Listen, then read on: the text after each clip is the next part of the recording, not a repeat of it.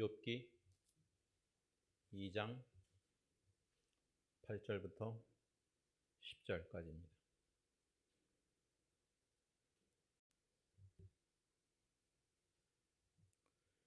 욥이 재 가운데 앉아서 질그릇 조각을 가져다가 몸을 긁고 있더니 그의 아내가 그에게 이르되 당신이 그래도 자기의 온전함을 굳게 지키느냐? 하나님을 욕하고 죽으라. 그가 이르되 그대의 말이 한 어리석은 여자의 말 같도다. 우리가 하나님께 복을 받았은즉 화도 받지 아니하겠느냐 하고 이 모든 일에 욥이 입술로 범죄하지 아니하니라. 아멘. 21세기 들어서 미국에서 일어났던 가장 큰 재앙은 2001년 9월 11일에 자유무역센터 월드 트레이드 센터 쌍둥이 빌딩이 무너져서 3천여 명이 죽은 것과 더불어서 2005년에 그 뉴올리언스 지역 남쪽 지역에 그 허리케인 카트리나라고 하는 그 쓰나미가 와서 그 일대가 아주 초토화된 것이 가장 큰 사건입니다. 그런 일이 또 일어날까 하는 생각이 들 정도로 무려 2,500여 명 사망자가 생겼고 실종자도 어마어마했습니다. 그때 뉴스로 다 이렇게 중계방송 미국에서는 해줬으니까 모든 운동 경기 이런 경기장도 다 폐쇄됐고 어마어마했습니다. 그때 일어났던 그 사건 중에 하나가 그게 어디 후진국에서 일어난 것도 아니고 정말 미국에서 초강대국 미국에서 일어난 사건임에도 불구하고 저렇게 대책 없이 한 주 뉴올리언스는 거의 없어지다시피 한 그렇게 될 수가 있을까라는 생각이 있었습니다. 실제로 제가 캔사스시티에 한번 옛날 교인을 만나러 갔을 때 저를 이렇게 구경을 시켜주는데 멋있는 걸 구경시켜 주는 게 아니라 그 중부는 그 토르네도가 또 이렇게 많이 있습니다. 효리가랑 같은 게 있는데 바로 그 한 해 전에 이제 그런 일이 있었던 거예요. 그러면서 보여주면서 그 토요타 딜러가 있는데 미국에서는 그 자동차 파는 데가 한국처럼 이렇게 주문해서 받는 게 아니고 그 넓은 땅에다가 자동차를 다 진열해 놓고 하나씩 가져가는 거예요. 그러니까 수백 대씩 이렇게 차들이 있죠. 근데 토론토 한번 왔다 갔더니 차가 하나가 없어졌더래요. 어디 갔나 했더니 1마일 한 1.6km 가는데 가서 토르네도가 싸갖고서는 갖다 떨어뜨려 놓은 그 정도로 막강한 겁니다. 그리고 바로 이웃집을 하나 보여줬는데 한 블락의 이웃집이에요. 집이 통째로 없어졌어요. 바닥만 있는 거예요. 그냥 파여갖고 집을 통째로 들어서 딴 데다가 다 부서뜨려 놨대요. 그만큼 그 자연의 힘이 무섭다는 것을 그제서 제가 눈으로 봤습니다. 근데 그때 일어났던 사건 중에 하나가 카롤라타 베넷이라고 하는 한 38살 먹은 여인의 집에서 일어났습니다. 물이 차기 시작해서 집안에 온통 물이 다 들어찼습니다. 처음 당해보니까 이 엄마는 이 가정주부는 도저히 감당할 수가 없었습니다. 물이 막 불어오르기 시작하고 그 자녀가 셋이 있었는데 자녀들이 다 이제 조금이라도 올라가려고 그 다락 같은데 미국은 그 복층 같은 게 많이 있어서 거기에 이제 올라가서 몸을 다 숨겼습니다. 그러자 동시에 집 옆에 있던 앞에 있던 뒤에 있던 나무들이 다 무너져 갖고 다 가로막았습니다. 문도 다 가로막았습니다. 그래서 빠져나갈 수도 없게 되었습니다. 그때 이제 그 아빠는 그 자기 아내하고 애들 데리고서는 그 창문으로 이제 탈출을 시도하고자 했습니다. 그때 교회 다니는 사람들이 아니었는데 4살짜리 딸이 외쳤습니다. 이게 지금 우리 기도할 때라고. 그래서 이제 손에 손을 잡고서 그 아이의 그 인도에 따라서 손을 잡고서 기도를 하기 시작했습니다. 근데 이제 물은 뭐 계속 차올랐고 다 막혀 있고 그래서 창문으로 탈출을 해서 중학교 있는 간신히 탈출해서 중학교에 이제 그 운동장에 다들 모였대요. 그냥 350명 정도가 거기에 와 있었습니다. 그래서 거기서 무려 열흘을 그 안에서 지냈습니다. 그러니까 뭐 물도 다 오염돼 있고 뭐 모든 것이 다 엉망진창이었습니다. 그래서 한 반절은 그 강당에 있었는데 반절은 그 안에서 도저히 못 견디니까 운동장에 나가서 이제 지내기도 하고 그렇게 지냈습니다. 바로 이웃에 있는 사람들 4명이 죽었고 뭐 거기에 와 있던 사람들도 대부분 다 부상당한 사람들이었습니다.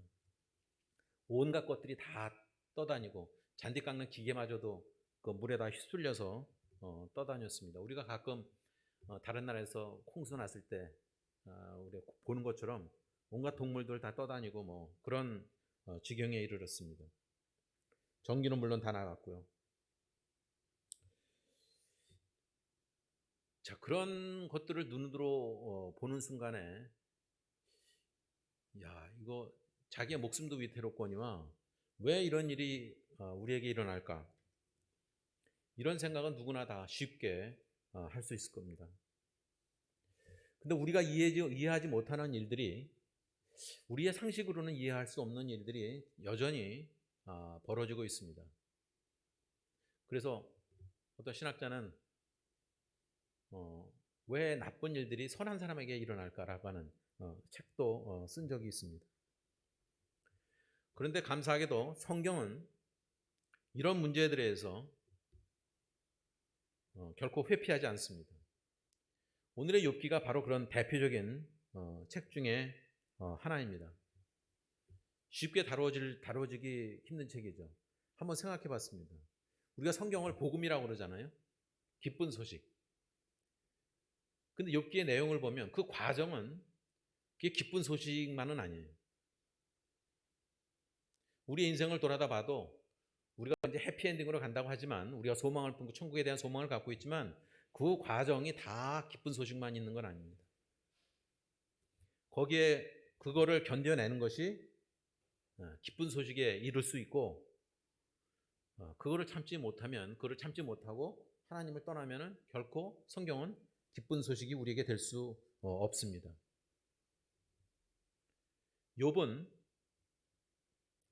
그런 고통 가운데서 믿음을 선택했습니다. 어찌 보면 그는 선택의 여지가 있는 거였어요. 근데 실제로 제가 미국에서도 그렇고 주변의 사람들 보면 신앙생활, 믿음생활 잘 하다가도 힘들고 어려워질 때 두 가지로 나뉩니다. 힘들고 어려울 때 하나님을 더 붙드는 사람이 있는가 하면 아니 뭐 하나님 뭐 이래. 나 교회 나오고 하나님 믿으면은 더 잘 살고 물질적으로나 모든 게 다 잘 살게 될 줄 알았더니 그렇지가 않네. 뭐 도둑질도 당하고 뭐 어려움도 당하고 몸도 아프고 왜 이렇게 나를 힘들게 하실까 하면서 하나님을 떠나는 사람. 두 가지로 나뉩니다. 욥기를 전반적으로 쭉 훑어볼 것 같으면 그 둘 중에 하나입니다. 오늘 욥과 그 아내의 그 간략한 대화가 있죠. 그 욥의 아내는 뭘 믿음을 지키려고 하느냐. 그냥 하나님 욕하고 그냥 죽어라. 그냥 그렇게 힘들게 사느니 죽자. 그렇게 얘기를 하는 거죠. 자, 우리가 고난과 고통 가운데서 믿음을 선택하는 것에 우리가 몇 가지를 생각해 볼 문제들이 있습니다.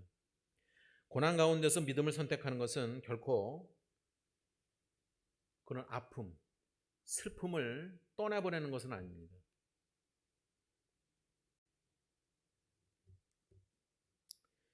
오늘 본문 바로 앞에 보면 1장 20절을 보면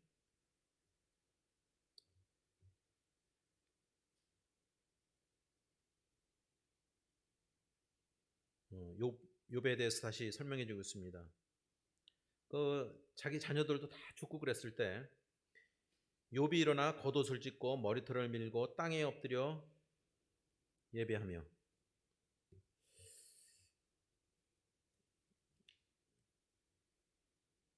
그 고통의 어떤 그 극한 고통을 말해주고 있습니다.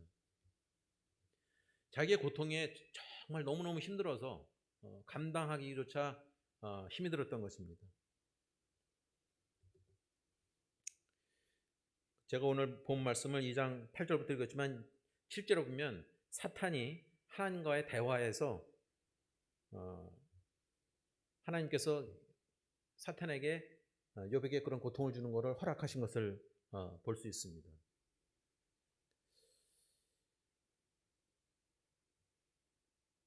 육신적인 고통과 더불어서 저는 예수님도 마찬가지였다고 생각하는데, 욥이 받았던 고통은 그 육신적인 고통과 더불어서 어떤 믿음의, 자기의 믿음을 단련하는 어떤 그런 고통까지 겸해서 동시에 찾아왔습니다.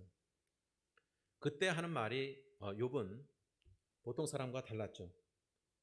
앞절에 1장 21절에 보면 그 겉옷을 찢고 머리털 밀고 땅에 엎드려서 예배하면서 말하기를 내가 모태에서 알범으로 나와 싸운즉 또한 알몸이 그리로 돌아올지라. 주신 이도 여호와시요 거두신 이도 여호와시오니 여호와의 이름이 찬송을 받으실지니이다. 그 힘든 가운데서 욥은 결코 하나님을 욕하지 않았습니다. 그러면서 오늘 본 말씀 읽어드린 것처럼 그대의 말이 한 어리석은 여자의 말 같도다. 자기 아내한테 하는 얘기입니다. 우리가 하나님께 복을 받았은즉 화도 받지 아니하겠느냐. 그러니까 우리가 누리는 복이나 우리가 인생에서 어쩔 수 없는 그런 재앙이라고 하는 것들, 그런 화도 그거를 감내할 수 있어야 한다는 것입니다. 그런데 왜 그렇게 위대한 믿음을, 욥처럼 위대한 믿음을 선택했음에도 불구하고 왜 큰 아픔을 느껴야 합니까? 상식적으로는 이해가 되지 않는 일입니다. 이것을 현실적으로 우리 주변에서 보면, 만약 우리가 주변에 있는 사람들을 사랑해야 하는 그런 위험을 감수해야 한다면 그들과 그 헤어질 때의 슬픔은 더욱더 엄청난 것입니다.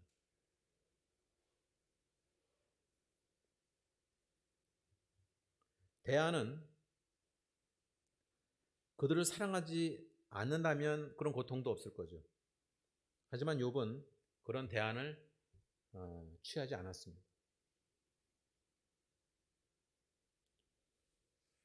저는 그래서 뭐 장례식장을 가든지 누가 어려움을 겪었을 때 나이 많아서 돌아가신 분, 이때 우리는 쉽게 아유 뭐 호상했더니 참 잘 돌아가셨다고 이런 표현을 쓰면은 저는 안 된다고 생각합니다. 헤어지는 것은 슬픈 것입니다. 그걸 그대로 우리는 이해할 수 있어야 됩니다. 그 입으로만 그런 것이죠. 누군가를 사랑했으면 거기에서 헤어질 때, 이별이 있을 때 그것은 슬픈 일임에 틀림없습니다. 그 자체를 부정할 수는 없습니다. 한 가지 또 재미있는 얘기가 있어요. 그 하버드에서 설교학 교수를 하고 있는 한 사람이 아들이 5살짜리 아들인데 유치원 가서 이제 한 크리스마스를 앞두고 한 뭐 9월이나 9월쯤에 이제 크리스마스 선물을 아이들이 이제 그 유치원에서 뭐 만든 거예요.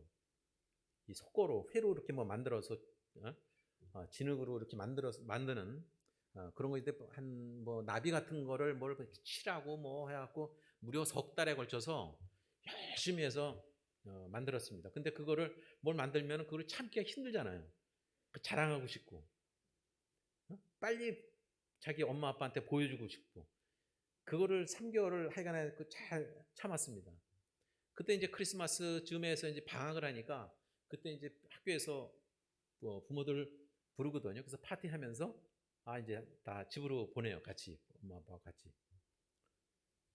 그래서 그날이 돼서 결국은 이제 그날이 와서 부모가 왔습니다. 그러니까 애가 너무 좋으니까 그거를 들고서 엄마 아빠한테 막 달려가다가 그 카페테리아에 있는 달려가다가 넘어져서 그것은 공중에 날아가고 애는 넘어지고 산산조각이 났습니다.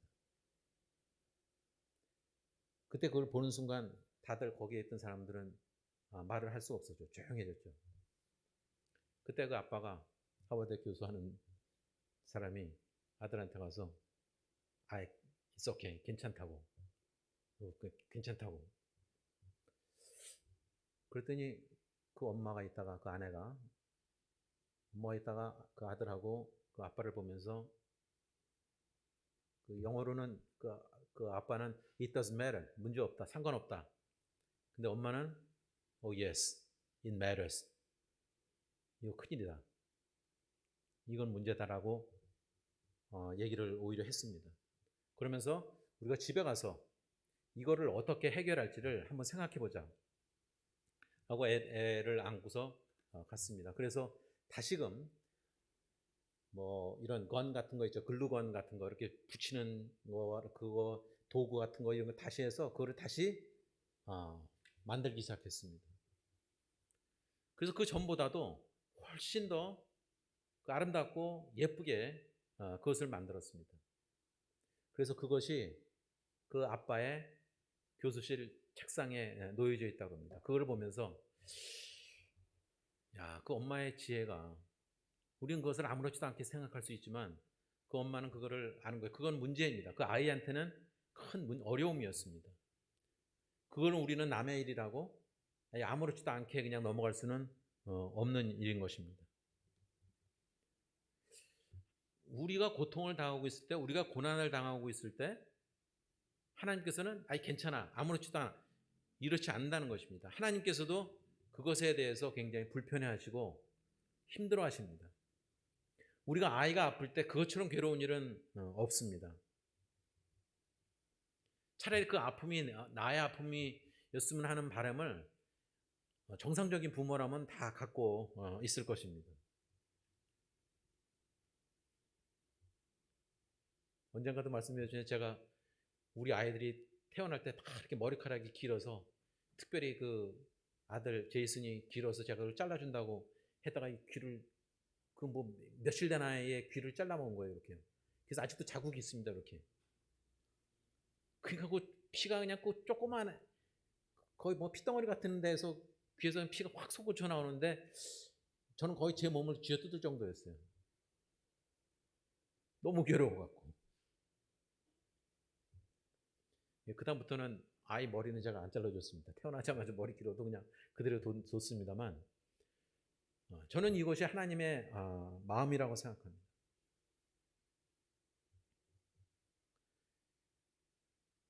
또한 우리 욥기를 보면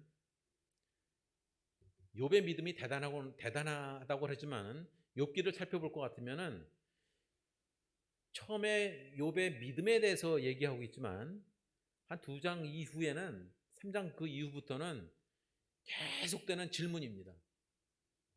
35장 내외까지 계속 의구심을 던집니다. 왜 도대체 나 이러냐. 지금 우리가 15장 16장 가고 있는데 계속 질문이 연속적으로 나와 있습니다. 그 친구들을 통해서 질문을 계속 던지고 욥에게 말하자면 도전에 그 말을 계속 던지고 있습니다. 자, 이것은 이런 질문은 욥에게만 있었던 것은 아닙니다. 실제로 다윗에게서도 마찬가지였습니다. 특별히 예수님께서 인용하신 말씀이 그 시편 13편에 나와 있죠. 이렇게 시작합니다. 여호와여 어느 때까지니까 나를 영원히 잊으시나이까? 주의 얼굴을 나에게서 어느 때까지 숨기시겠나이까? 라고 시편 기자가 외치고 있습니다. 그뿐입니까? 사도 바울도 마찬가지였습니다. 가이사랴에서 2년 동안의 그 감옥 생활에서 뭐 사도 바울이 이렇게 나쁜 일을 한 것도 아니고 정말 하나님을 위해서 헌신하는 사역자임에도 불구하고 그런 고난 가운데 있었습니다. 그래서 사도 바울은 로마서 8장 26절과 27절 이렇게 설명하고 있습니다. 그 힘들고 어려울 때 이와 같이 성령도 우리의 연약함을 도우시나니 우리는 마땅히 기도할 바를 알지 못하니 오직 성령이 말할 수 없는 탄식으로 우리를 위하여 친히 간구하시느니라. 마음을 살피시는 이가 성령의 생각을 아시나니 이는 성령이 하나님의 뜻대로 성도를 위하여 간구하십니다.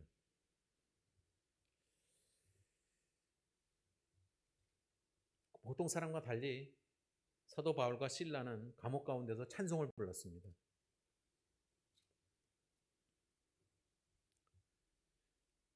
궁극적으로는 예수님의 고백을 들을 수 있습니다. 예수님도 마찬가지였습니다. 십자가상의 치렁 가운데서 예수님께서는 이렇게 말씀하셨습니다. 아버지여, 만일 아버지의 뜻이거든 이 잔을 내게서 옮기시옵소서. 그러나 내 원대로 마시고 아버지의 원대로 되기를 원하나이다.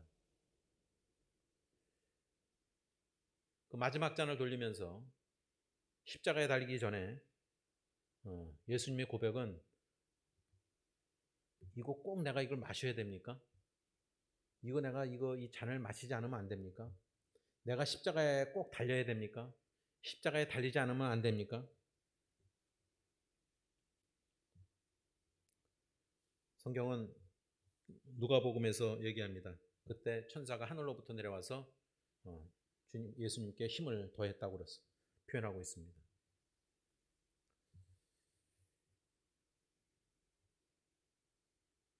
우리가 고통 가운데서 믿음을 선택하는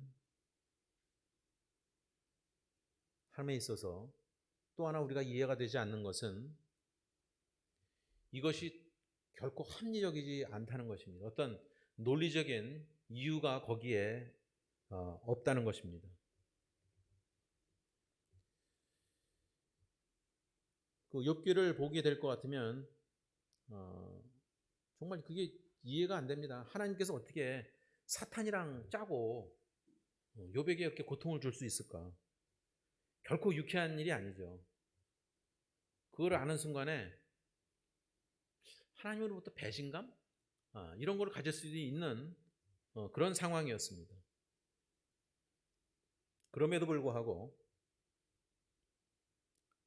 욥의 그 반응은 우리의 상식과는 달랐습니다. 거기에 있죠. 바로 그 고통이란 것이, 고난이란 것이 결코 합리적이지 않다는 것입니다.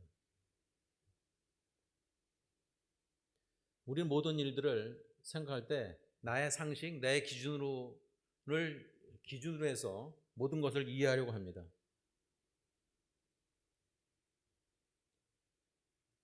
하나님의 상식, 하나님의 기준에서 세상을 바라보기는 무척 어렵습니다.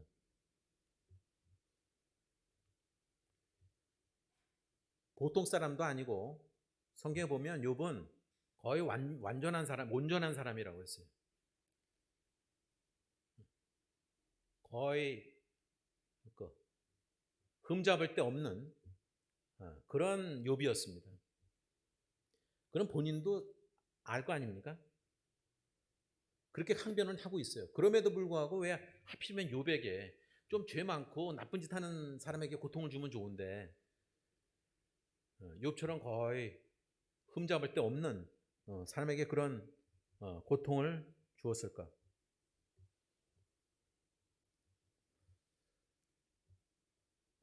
그러니까 오늘 본문에서 2장 9절에 있는 것처럼 그 아내가 그런 말도 할 만은 해요.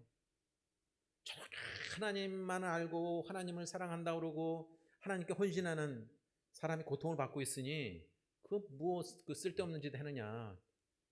차라리 하나님 저주하고 죽어라. 죽는 것이 낫겠다라고 하는 말을 하는 것이 사람의 상식이었던 것입니다.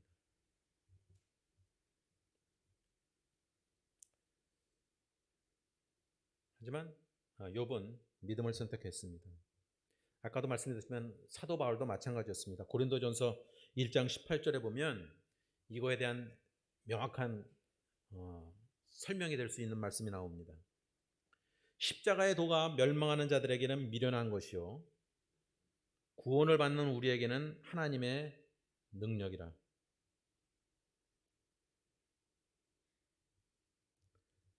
십자가의 도. 그러니까 믿음 없이는 그 십자가의 도를 이해할 수가 없다는 거죠. 여러분도 그런 거 생활하면서 못 느끼십니까? 신앙생활은 오래 하면 할수록 누군가 예수 믿는 사람들, 교회 다니는 사람들끼리는 대화가 잘 통해도 그렇지 않은 사람들 친해도 어느 순간에 가서 이제 딱 말문이 막히거나 이 대화가 중단되는 그런 거 못 느끼십니까?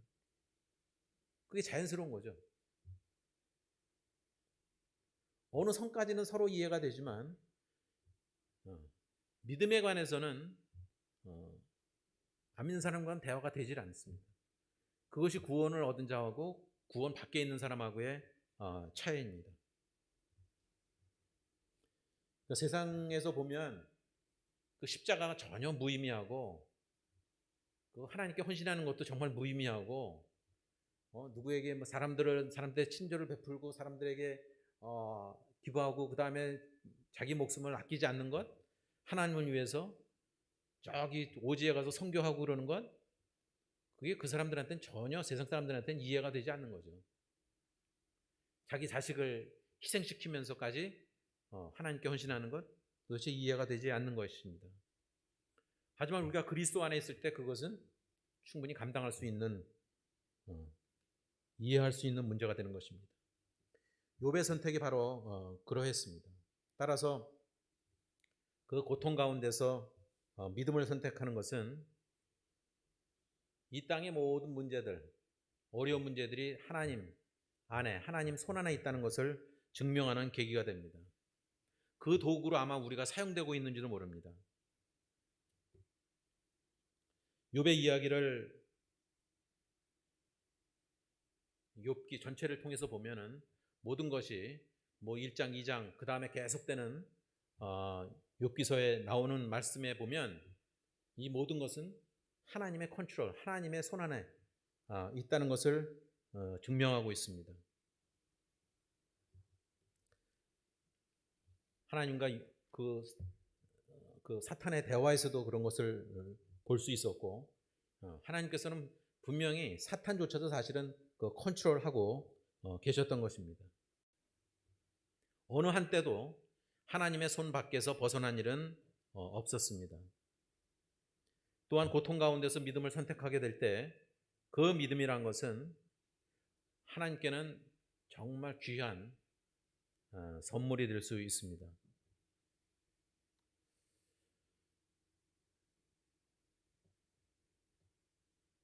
지금 암으로 고생하고 계시다고 그러는데 그 이현영 교수라고 있죠. 그 딸이 그 이민아 검사이기도 하고 변호사이기도 하고 뭐 옛날에 이제 김한길 씨의 부인이기도 했고 그러다가 2012년에 암으로 딸이 먼저 세상을 떠났습니다. 근데 그 이전에 목사가 됐죠. 그리고 그의 첫 아들이 돌연사했습니다. 20대 초반인가 중반에 돌연사를 했습니다. 이유 없는 죽음을 자기 아들을 본 거예요. 그러면서 이분이 그 마지막 몇 년 동안은 청소년 사역에 헌신을 다했습니다.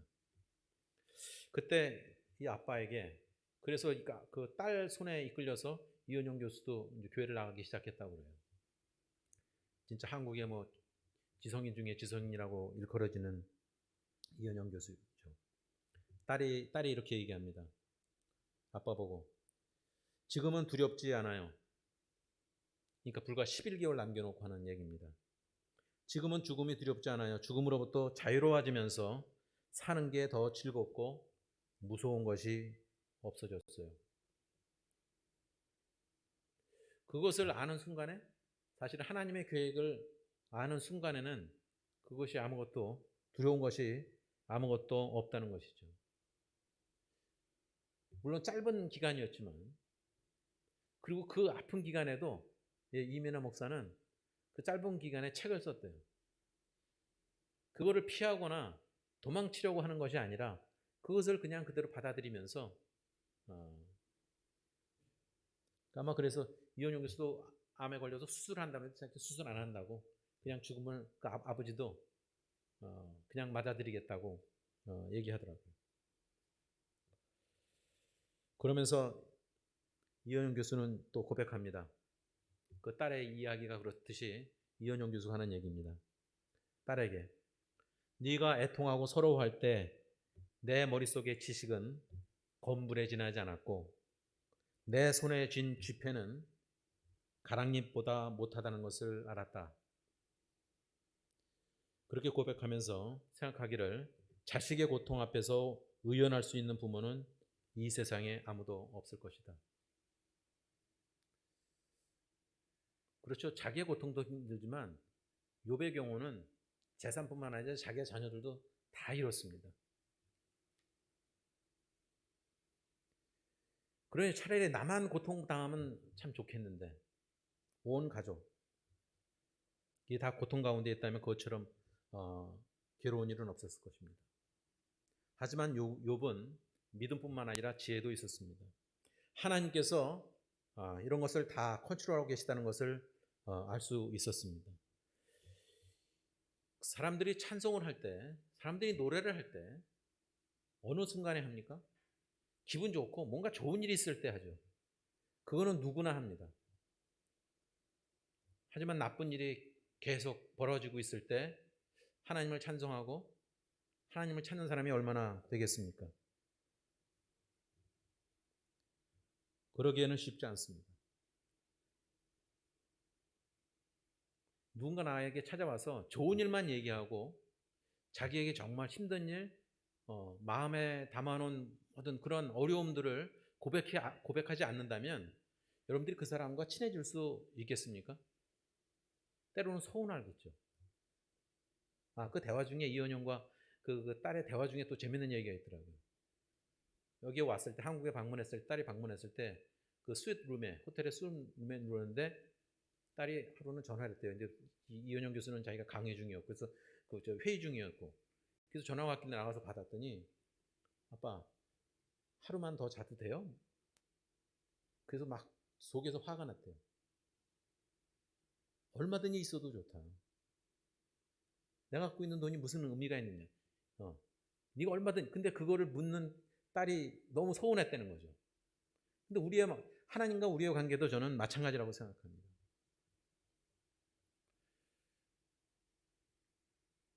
설교 끝나고 부를 찬송가 제가 170장을 골랐는데 사실은 이게 욥기 19장에 나오는 말씀입니다. 이런 말씀이 있습니다. 찬송가 170장이 사실은 그 핸델의 메시아 중에 나오는 소프라노 솔로 곡이기도 합니다. 독창곡이기도 합니다. 내가 알기에는 나의 대속자가 살아계시니 마침내 그 땅 위에 서실 것이라.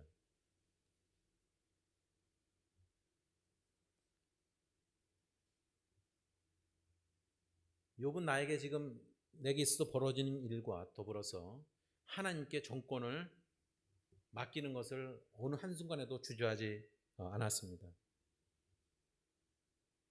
사도 바울도 그랬고 사도 바울과 같이 했던 실라도 마찬가지였습니다. 도저히 상식적으로는 일어날 수 없는 일이죠. 찬송을 부르는데 갑자기 왜 지진이 나고 감옥문이 열리고 이런 것은 우리가 상식적으로 이해할 수가 없는 일이죠. 고통을 맞이하는 것도 우리가 상식 밖의 일이라고 볼 수 있지만은 그 위에 하나님의 은혜도 우리는 상식적으로는 이해할 수가 없는 일입니다. 우리는 우리 나름대로 사람들을 판단하고 기준해서 얘기를 하지만 하나님은 그 이상의 것을 알고 계십니다. 우리는 우리 눈에서 보는 것만으로 판단을 하지만 하나님은 그 이면에 있는 것, 그 이상의 하나님께서는 거하고 계시기 때문입니다. 또한 우리가 고통 가운데서 믿음을 선택하게 되면 그 믿음이라는 것은 하나님께 더욱더 가까이 가는 기회가 됩니다.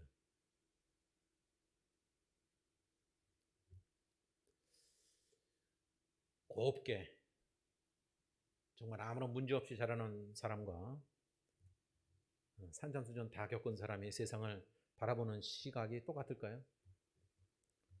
그렇지 않습니다. 저는 하나님과 더욱더 가까이 가는 방법 중에 하나는 우리가 굳이 뭐고를 선택할 필요는 없다고 하지만 고통 가운데서 어려움이 있을 때 그런 과정을 통해서 하나님과 더욱더 가까워지는 것을 봅니다. 육신적으로도 그렇죠. 육체적으로도 뭔가 아픔이 왔을 때, 병에 걸렸을 때 하나님을 더욱더 찾게 되고, 그것을 이겨냈을 때 하나님께 정말 하나님을 더욱더 이해하고 하나님께 가까이 가는 계기가 됩니다. 하지만 불행하게도 모든 사람들이 그런 선택을 하는 건 아닙니다. 많은 사람들은 그 어려움이 왔을 때, 고난과 고통이 왔을 때 믿음을 선택하기보다는 다른 길을, 쉬운 길을 택합니다. 방향을 틉니다. 성경에서도 보면은 그런 사람들이 나오죠. 이집트의 그 바로도 그랬고, 이런 사람들이 하나님을 오히려 등졌습니다. 예수님을 만나러 온 부자 청년도 자기의 부를, 그거를 피할 수가 없으니까, 그걸 포기할 수 없으니까 예수님을 떠나간 사람입니다. 그뿐입니까? 가룟 유다도 마찬가지였죠. 그 12제자로 일생을, 그 3년의 생활을 같이 했으면서도 겨울로 마지막 순간에 그는 하나님과 동행하는 길을 포기했던 것입니다.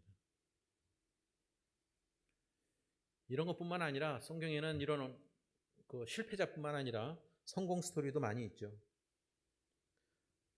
우리가 구약 성경을 보면 아브라함과 야곱과 요셉과 모세가 바로 그러했고, 사도 바울도 그런 고난과 고통이 있었지만 궁극적으로는 하나님께는 승리한 자였습니다.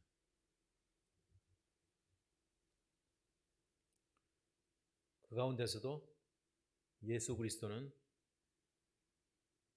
단연 우리의 구원자님을 십자가의 고난을 통해서, 십자가의 죽음을 통해서 드러내셨던 것을 우리가 기억해야 될 줄로 믿습니다.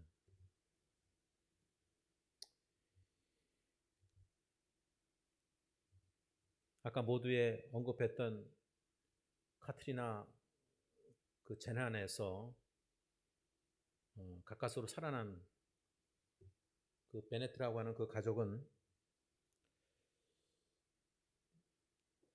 그 기사를 보고 있던 한 조지아의 조그마한 도시에, 파버라고 하는 도시의 한 교회에서 그 기사를 보고, 거기서는 야, 이걸 어떻게 도울 수 있을까?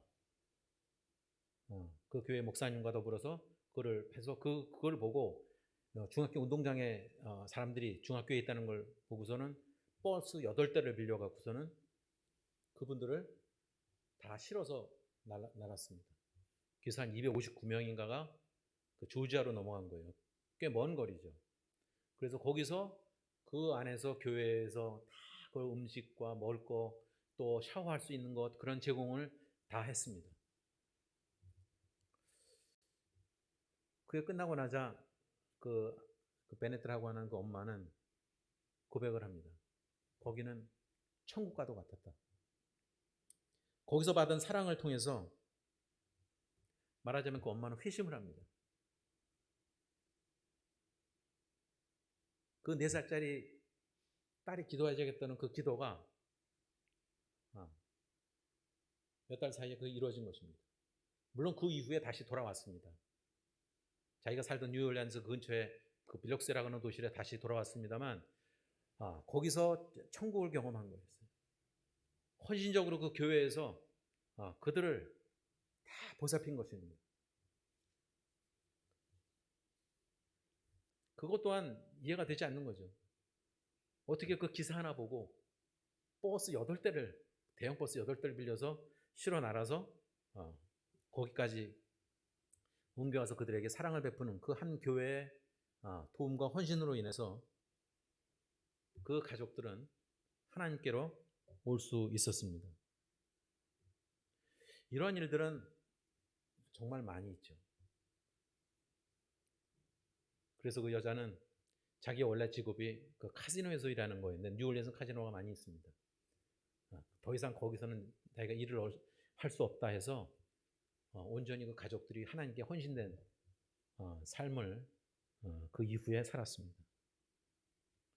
자, 생각해보면 우리는, 여러분은 요만큼은 아니더라도 나름대로의 고난과 고통을 거쳐서 저희는 이 자리에 왔다고 생각합니다.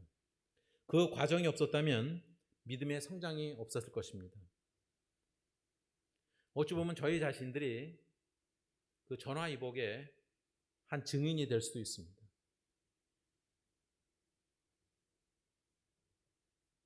때로는 우리가 그렇게 기도하죠.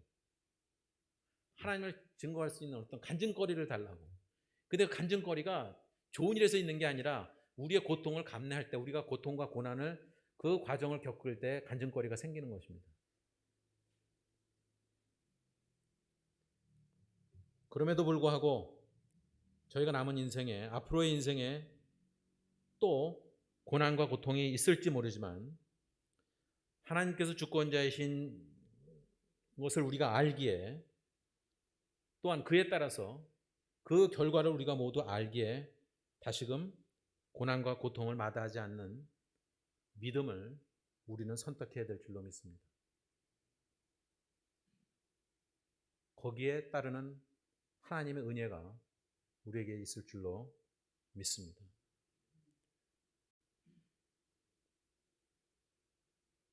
그런 믿음을 선택하는, 그에 따르는 은혜를 경험하는 우리 모두가 될 수 있기를 예수님의 이름으로 축원합니다.